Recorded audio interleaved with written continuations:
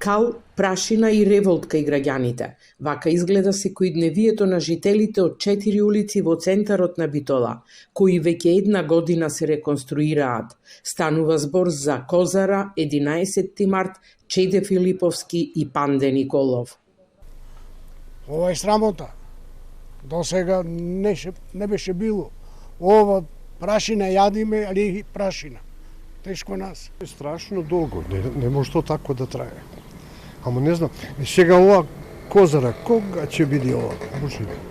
Кога ќе биде? Никога. Со години. Па колку се работела она долу, она веќе има појќе од една година. Она долу што е кусата уличка. Зошто е тоа така што мислите? Неодговорност. Ја не знам друго да кажам. Независните советници од поинаку реагираа со герила акција.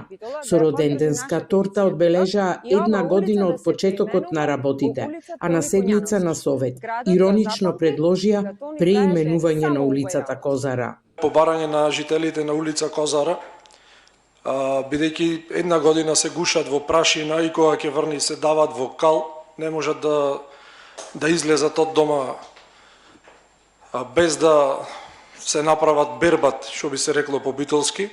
Барам таа улица, бидејќи се презадоволни, да се преименува во улица Тони Коњановски. Преку видеопорака објавена на социјалните мрежи, градоначалникот Тони Коњановски се извини и најави завршница на работите.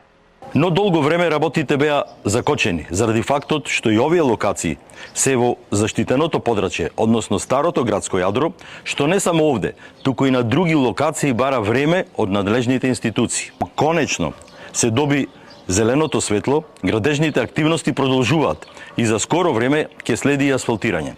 4 улици се дел од проектот за трајни промени на владата. Чини 13 милиони денари и е финансиран од Министерството за транспорт и општина Битола.